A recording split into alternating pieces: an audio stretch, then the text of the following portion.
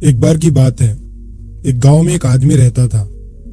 वो आदमी बहुत ही ज्यादा आलसी था। वो कोई काम नहीं करता था।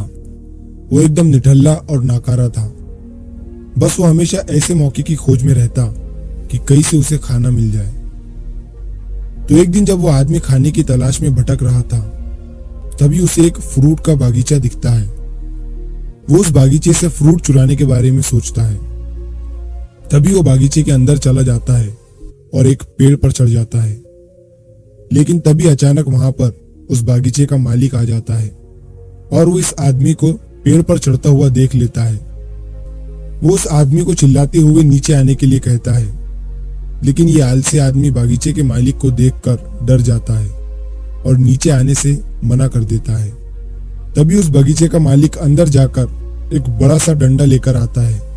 ये देखकर वो आलसी आदमी तुरंत पेड़ से नीचे उतरता है और मालिक के उस तक पहुंचने से पहले ही वो जंगल की तरफ भागने लगता है और जंगल में जाकर छुप जाता है। कुछ देर बीतने के बाद वो आलसी आदमी वहां से निकलता है और जंगल के रास्ते से जब वो गांव की तरफ जा रहा था, तभी उसे एक लोमड़ी दिखती है जिसको सिर्फ 2 ही पैर थे और उसके 2 पैर टूटे हुए थे। वो जंगल में रेंगती हुई चल रही थी। ये देखने के बाद वो आलसी आदमी सोचता है कि ये लोमड़ी अब तक इस घने जंगल में जिंदा कैसे है। ये लोमड़ी भाग नहीं सकती, चल नहीं सकती, तो कैसे ये अपने लिए खाने का इंतजाम करती होंगी और कैसे ये लोमड़ी अपने आप को इस घने जंगल में दूसरे जानवरों से बचाती होंगी। वो आलसी आदमी ये सोच ही रहा था कि तभी अचानक से वहां पर शेर आ जाता है जिसके मुंह में गोश्त का एक टुकड़ा था और वो शेर उस अपाहिज लोमड़ी की तरफ बढ़ रहा था। शेर को देखकर दूसरे सारे जानवर वहां से भाग जाते हैं और अब वहां पर सिर्फ वो अपाहिज लोमड़ी ही रह जाती है।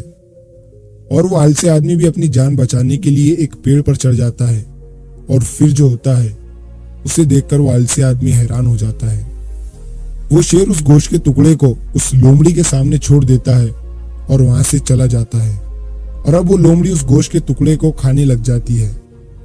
आलसी आदमी ये देखकर हैरान हो जाता है और ऊपर वाले का प्लान देखकर वो मन ही मन खुश भी हो जाता है। और तभी वो सोचता है कि ईश्वर के पास सबके लिए कोई ना कोई प्लान होता ही है और अगर ईश्वर के पास इस लोमड़ी के लिए प्लान है तो जरूर मेरे लिए भी उसके पास कोई ना कोई प्लान जरूर होगा। और तभी वो आलसी आदमी रोड के साइड में एक बड़ा सा पेड़ देखकर उसके नीचे बैठ जाता है, ये सोचकर कि मेरे लिए भी कोई ना कोई खाना लेकर जरूर आएगा। वो आदमी 2 दिन तक उस जगह पर बैठकर इंतजार करता है, लेकिन कोई भी उसके लिए खाना लेकर नहीं आता। आखिरकार जब उसे भूख बर्दाश्त नहीं होती है तो वो खुद ही खाने की तलाश में निकल पड़ता है। वो रास्ते से जा ही रहा था कि तभी उसे रास्ते में एक बुजुर्ग आदमी मिलता है।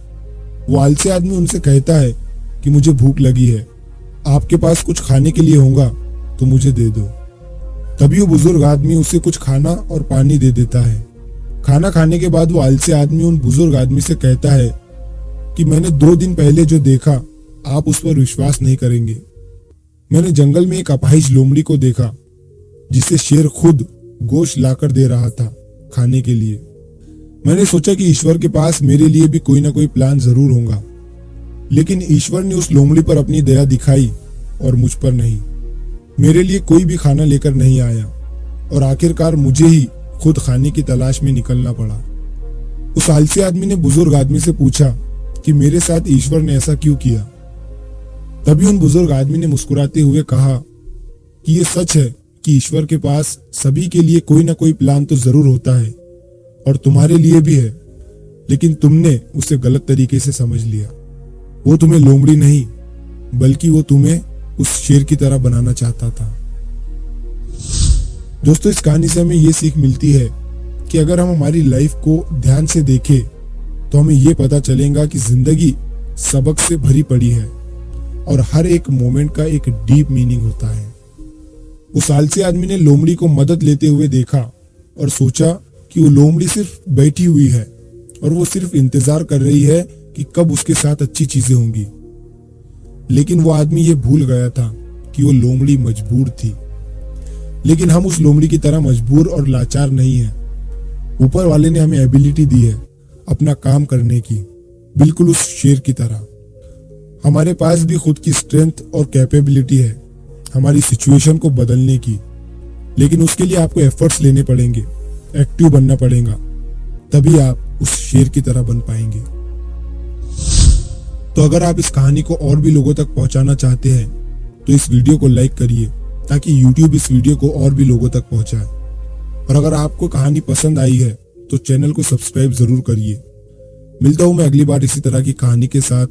तो सब्र करो, शुक्र करो और जिंदगी में आगे बढ़ो।